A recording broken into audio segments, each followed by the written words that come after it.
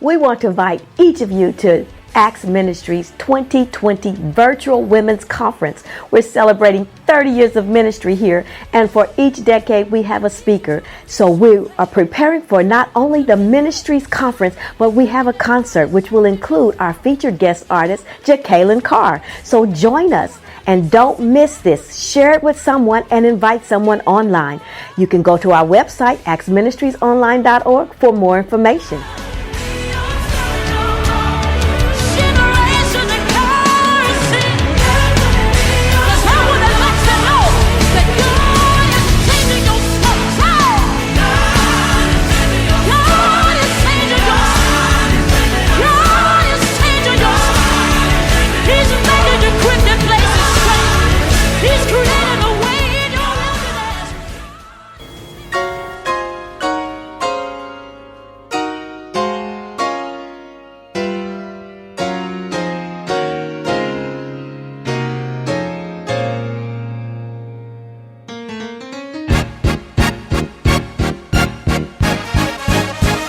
Welcome to the Word to Empower podcast, featuring Bishop Frank Stewart, pastor of the Acts Ministry in Conway and North Little Rock. And now, Pastor Stewart.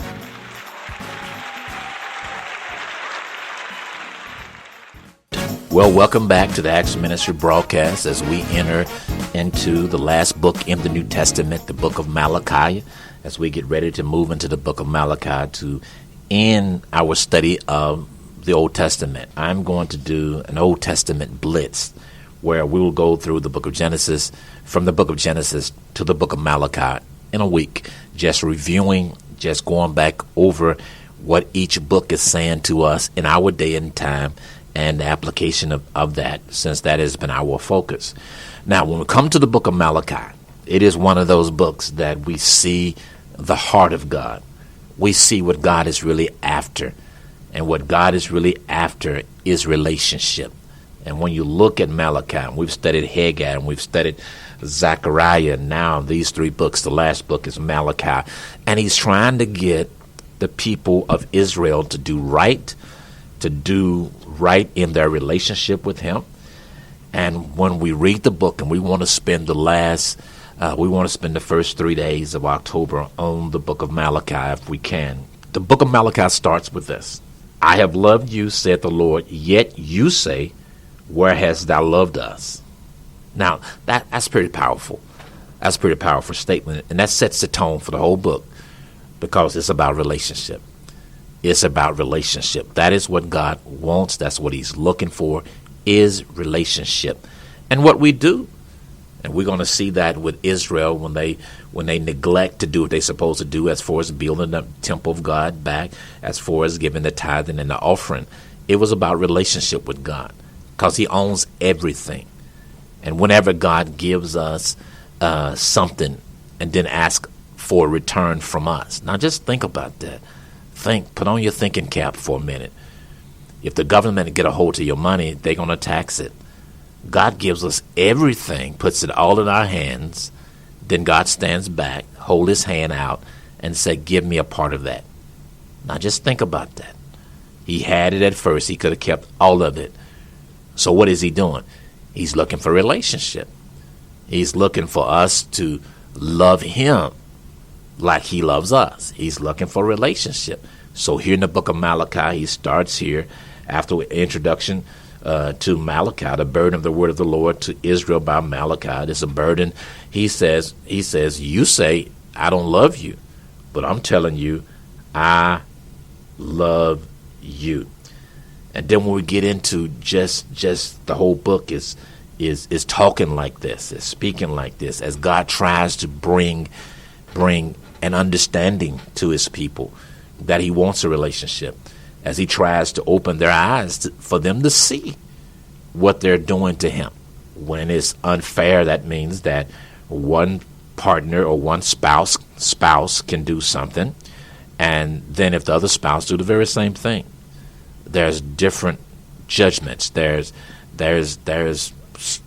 not equality when one does the same thing that the other one does. There's not that level of fairness. God is speaking fairness here. He's not speaking for something extraordinary.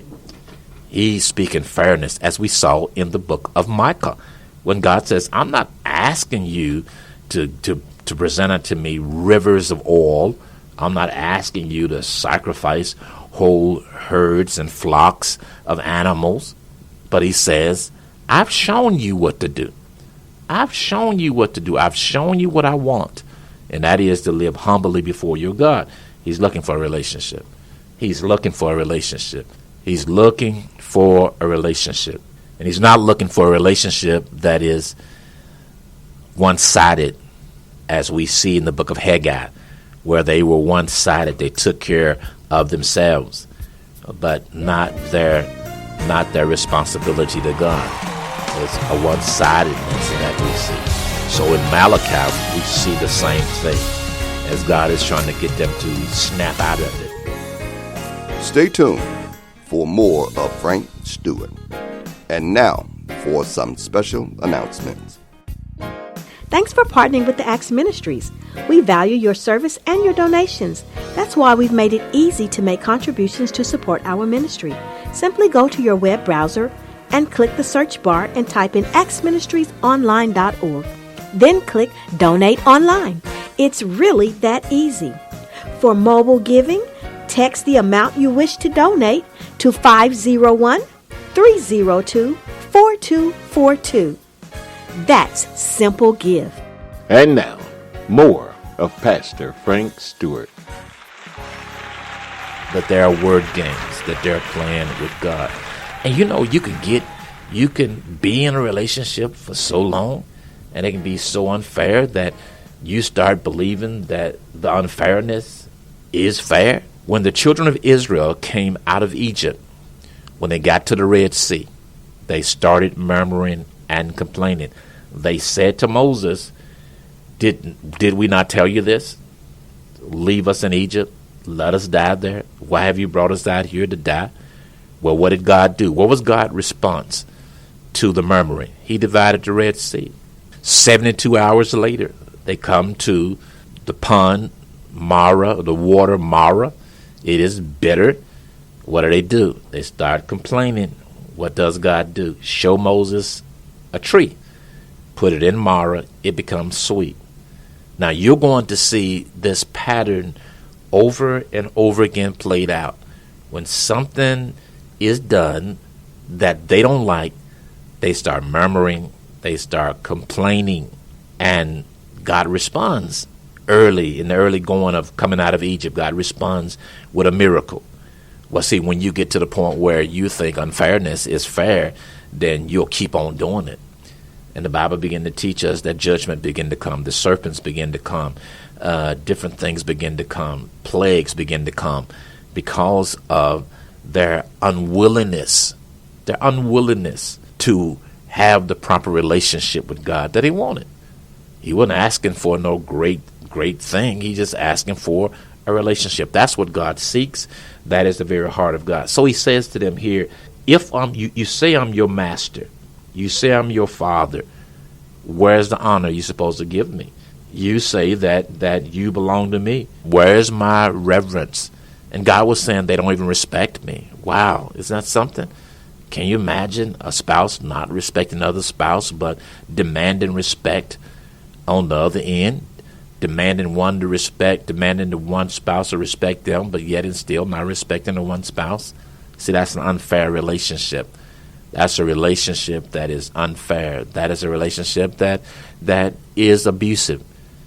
And God, when you look at this, he's in this relationship with these people. It is an abusive relationship. He says in verse number 7, ye offer polluted bread upon mine altar, and you say, wherein have we polluted thee?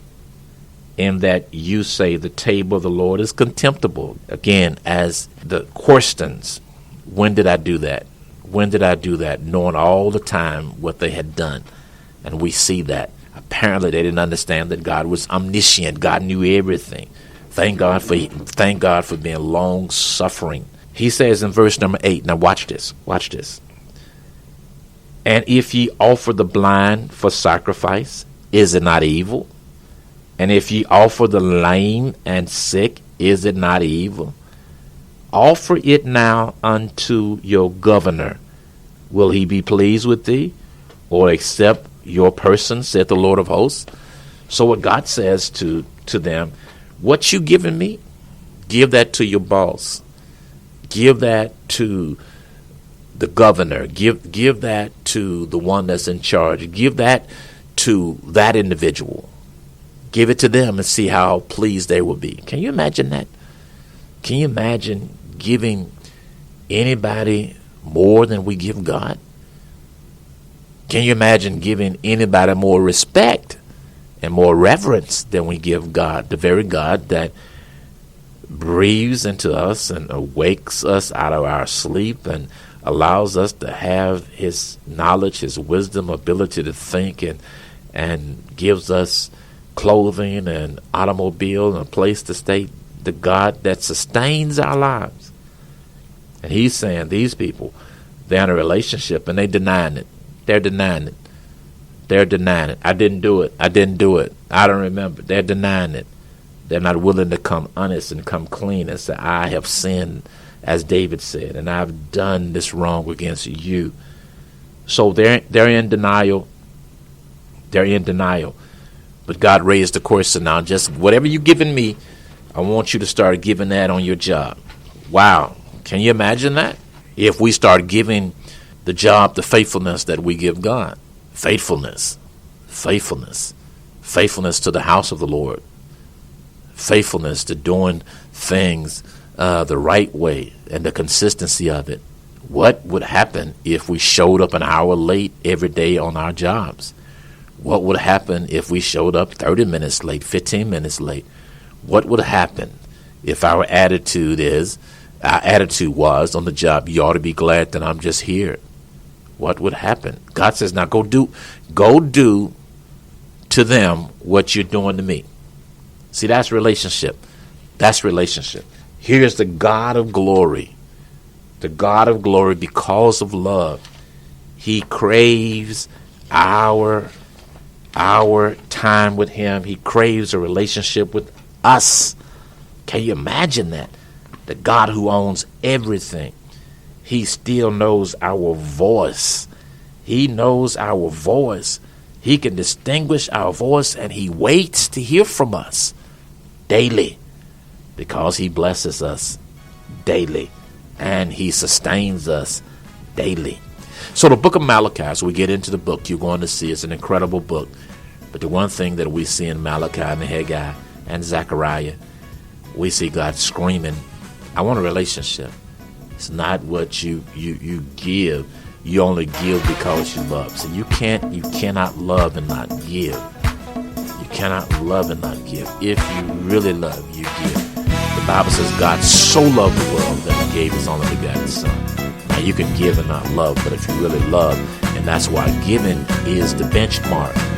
It's the benchmark to how much we really love God, what kind of relationship we want to have.